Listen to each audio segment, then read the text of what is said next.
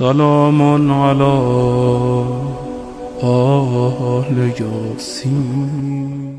بسم اللہ الرحمن الرحیم۔ السلام علیکم یا بقیت اللہ، السلام علیکم ورحمۃ اللہ وبرکاتہ۔ ناظرین محترم، نظریہ مہدویت وہ نظریہ ہے جسے ہر مکتب، ہر مذہب اپنے تفکر اور فکر کے لحاظ سے قبول کرتا ہے۔ اب چاہے وہ مکتب و مذہب دینی ہو یا غیر دینی ہو، الہی ہو یا غیر الہی ہو، چاہے وہ یہودی ہو یا عیسائی ہو، یہودی بھی کسی منجی خدا کا انتظار کر رہے ہیں اور اسی طرح عیسائی بھی کسی منجی خدا کا انتظار کر رہے ہیں۔ یہودی کہتے ہیں کہ حضرت موسیٰ آئیں گے اور ہمیں نجات عطا کریں گے، اور عیسائیوں کا یہ نظریہ ہے کہ حضرت عیسیٰ ہیں وہ منجی خدا، عیسائیوں کو نجات عطا کریں گے۔ لیکن اگر دین اسلام کے مطابق دیکھا جائے تو یہاں پر بھی دو نظریے ہیں۔ پہلا نظریہ ہے اہل تسنن یعنی مکتب اہل سنت کا، اور دوسرا نظریہ ہے مکتب اہل تشیع کا۔ مکتب اہل تسنن یہ کہتے ہیں کہ وہ ابھی مہدی موعود علیہ السلام جو پوری کائنات کو نجات عطا کریں گے وہ پیدا نہیں ہوئے، وہ بعد میں پیدا ہوں گے اور پروان چڑھیں گے، ہر قسم کا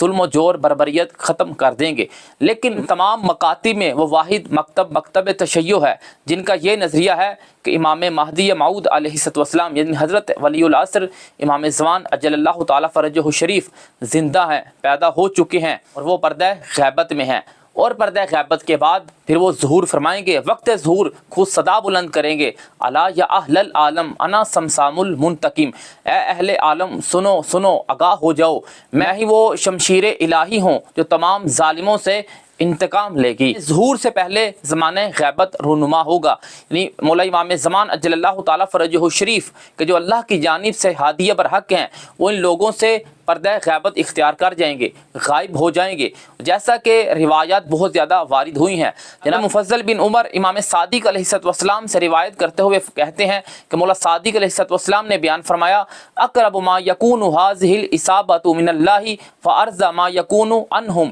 کہ ایک جماعت، ایک گروہ ایسا ہے کہ جس سے اللہ کی دو صفات حاصل ہیں، یعنی اللہ کا قرب بھی حاصل ہے اور اللہ کی رضایت بھی حاصل ہے۔ کب اور کس زمانے میں؟ تو مولا صادق علیہ السلام بیان فرماتے ہیں، اذا افتقدوا حجت اللہ فحجب عنہم، یہ زمانہ وہ ہے جب اللہ کی حجت ان کی آنکھوں سے مخفی ہو جائے گی، وہ حجت خدا کو نہیں دیکھ سکیں گے۔ لم یظہر لہم یعنی حجت خدا نہ ان کے لیے ظاہر ہے، ولم یعلموا بمکانہ اور نہ ہی لوگ ان کے رہنے کی جگہ کو جانتے ہیں۔ فی ذالک یعلمون یوقنون انہ لم تبطل حجت اللہ ولا مساکہ، اس کے باوجود کہ وہ ان کے رہنے سہنے کو نہیں جانتے، لیکن اس کے باوجود بھی وہ اپنے زمانے کے امام حضرت حجت خدا امام زمان اجل اللہ تعالیٰ فرجہ الشریف کے بارے میں یقین رکھتے ہیں کہ وہ ابھی تک باقی ہیں، زندہ ہیں، موجود ہیں، اور ان کا عہد و میثاق بھی باقی ہے، ختم نہیں ہوا۔ پھر مولا فرماتے فَإِنْدَهَا تَوَقَّعُوا الْفَرَجَ صَبَاحًا مَسَاءً، تم شب و روز اپنے وقت کے امام کا انتظار کرنا، ان کے ظہور کے منتظر رہنا۔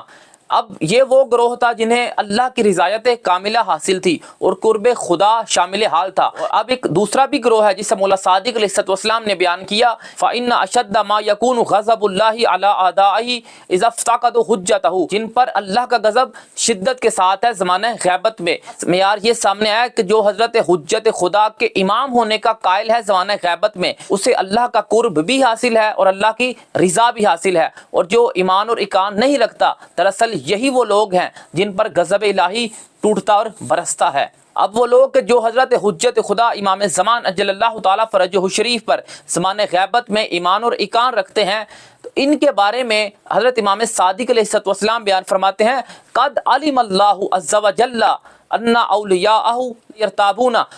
بتحقیق یہ بات اللہ کے علم ہے کہ اس کے اولیاء حضرت حجت خدا کے متعلق کسی بھی شک و شبہات کا شکار نہیں ہوں گے۔ زمانہ غیبت میں حضرت حجت خدا علیہ السلام پر ایمان رکھنا اس بات کی دلیل یہ ہے کہ یہ اللہ کا ولی ہے، اس لیے مولا نے فرمایا ان اولیاءہ لا یرتابون، کہ ولی خدا اس امر میں کسی بھی ریب و شک و شبہات کا شکار نہیں ہوتے۔ اور اس کے بعد مولا صادق علیہ السلام تاکیداً یہ فرماتے ہیں، ولو علم اللہ عز وجل یرتابون ما غیب حجتہ طرفۃ عین عنہم، اگر اللہ کے علم میں یہ بات ہوتی کہ اس کے اولیاء اس زمانہ غیبت میں حضرت مولا صاحب الامر یعنی امر امامت میں شک و شبہات کا شکار ہو جاتے تو خدا ایک لحظہ بھر بھی ان کی آنکھوں سے حضرت حجت خدا کو مخفی نہ کرتے۔ یا صاحب الزمان ادرکنی، صاحب الزمان